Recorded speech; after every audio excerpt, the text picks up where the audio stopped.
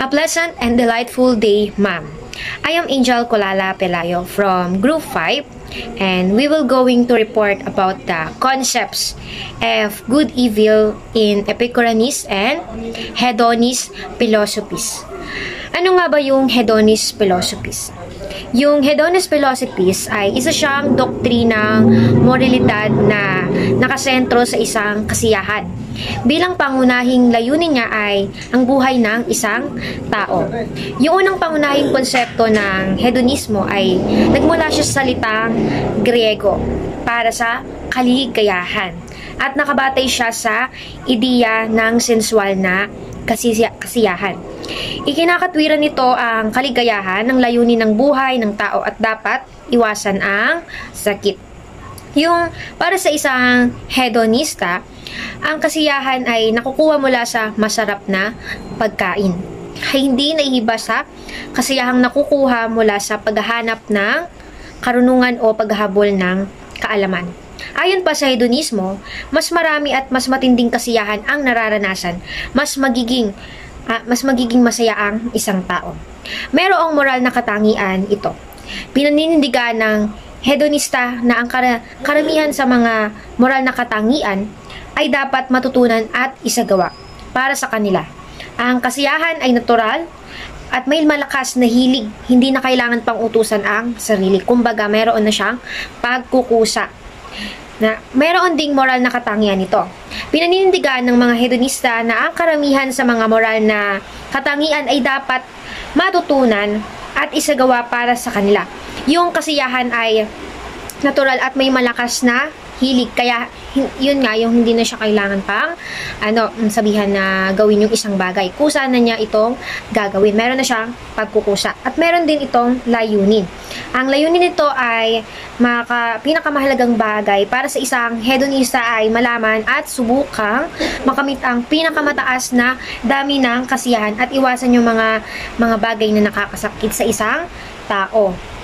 At sa kabaligtaran, ang pinakamahalagang bagay para sa isang hedonista ay ang ibig sabihin nito ay kung ano ang moral na tama. Ay ang malaman at subukang makamit ang pinakamataas na dami ng kasiyahan at iwasan yung mga bagay na posibleng makasakit sa ating katawan. At iwasan yung mga pagkabahala o kaguluhan ng kaluluwa ng isang tao. Ang dami ng kasiyahan at sakit ay hindi lamang tumutukoy sa tindi, kundi minsan din sa tagal. Ang paglilipat na ito ng quantitative emphasis ng hedonista mula sa agarang hindi tindi patungo sa pansamantalang tagal. Bilang quantitative maximum ay nagpahintulot sa isang mas justifikadong anyo ng hedonismo na binuo ni Epicurus. Epicureanist philosophy. Ang Epicureanism ay isang filosofiya na may kinalaman sa personal na concern at paraan ng pamumuhay ng isang tao. Sinasabi rin na ang Epicureanism ay ang pursuit of pleasure, pero ang pleasure na ito ay mas malalim. Ayon kay Epicurus, ang pleasure ay ang ating first and kindred good. Dahil dito, tinatawag niya itong Alpha and Omega. Ang pleasure din ay ang starting point and goal ng isang masayang buhay. Ayon din kay Epicurus, hindi dapat ang pleasure ang nagko-control sa atin. Kung hindi, dapat tayo ang master ng ating pleasure. Dapat nating iwasan ang physical pain at mental distress para ma-achieve ang lasting at genuine pleasure. At ayon din po kay Epicurus, para sa kanya, ang real meaning ng pleasure ay hindi ang pag-pursue sa worldly goods at happiness, kundi ang paghahanap ng mas profound at lasting pleasure.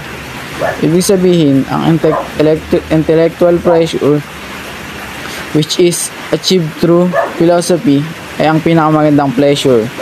Ang hedonism ay maaaring tawaging more restrained, intelligent, and prudent na version ng Epicurus moral doctrine. Ang Epicureanism ay nagtuturo ng tamang pagpili at pag-iwas ay mahalaga para sa masayang buhay.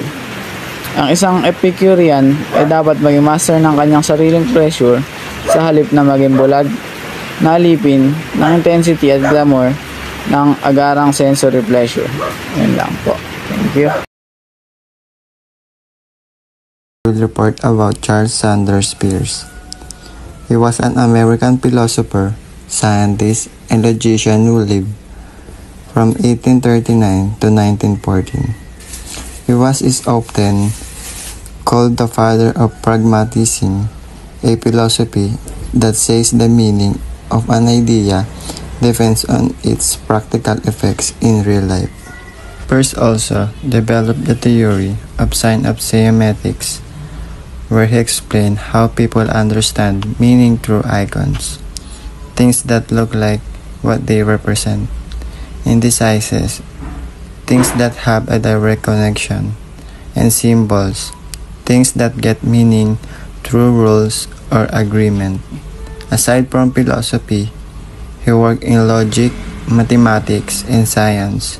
He believed that the scientific method is the best way to search for truth, because knowledge is never final and can always improve.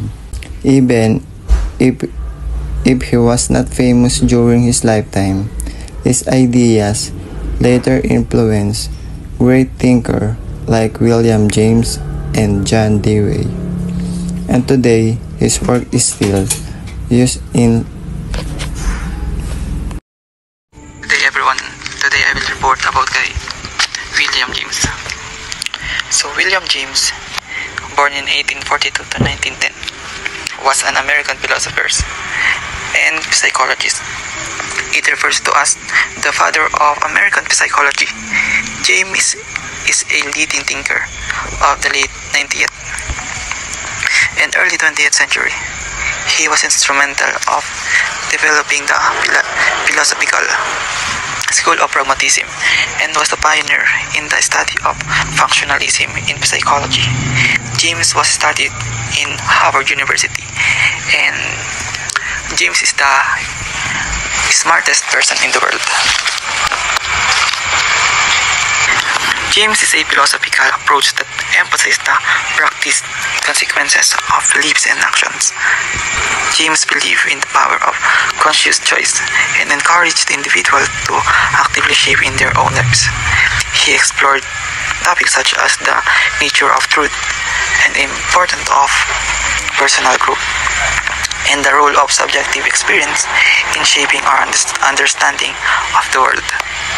Isa sa mga books na ginawa ni James is The Pragmatism. The Pragmatism is called through emerging in the late of 19th century, offers a refreshing perspective on truth and meaning, founded by thinking like Charles Sanders Peirce, William James, and John Dewey. Sila po yung mga founders ng book na Pragmatism. The Pragmatism emphasizes the practical consequence of beliefs. Pragmatism doesn't care if an action if an idea is true, only if it is works. The Pragmatism is a theory that posits intelligence achieve that its purpose only when it leads to create an action. In other words, it's about understanding how human thoughts influences everyday in life. So yung pragmatism, ito yung nakafocus lang siya sa actions. Wala siya paki kung tama yung ini-statement mo kung wala namang action, di ba? Binibase niya yung truthfulness with an actions. Parang evidence lang. May evidence para ma-consider it is true. Sabi nga dito, being pragmatic means that you look at what actually works. Ayun yung sinasabi ko na nakafocus lang siya sa work, yung gumagawa or yung nagawa, parang ganun. Kasi may proof. You are just focus on works, ganyan nga. Hindi ka interested sa mga assumption, your theories or your specialization. You actually look works and doesn't works. So yun yung pragmatism. So yung one of the quotes ni William James is ito yung The greatest weapon against stress is our ability to choose one truth over another. Meaning, we control our stress by choosing how we think.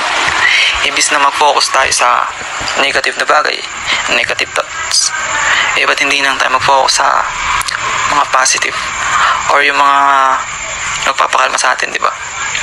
Para maiwasan o mabawasan natin yung stress natin.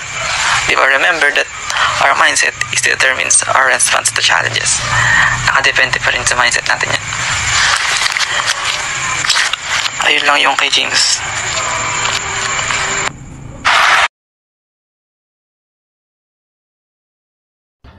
Ang pragmatism ay isang uri ng filosofiya na nagsasabi na ang isang idea o paniniwala ay nagiging totoo lang kung ito ay may silbi at nakakatulong sa totoong buhay. Ibig sabihin po, sinusukat natin ang katotohanan base kung gaano ito kapraktikal at kapakinabangan. Halimbawa po, kung naniniwala ka na mas madaling matuto kapag nag-review sa araw-araw po, at kapag ginawa mo ito ay tumataas ang grade mo, ibig sabihin totoo at useful yung idea.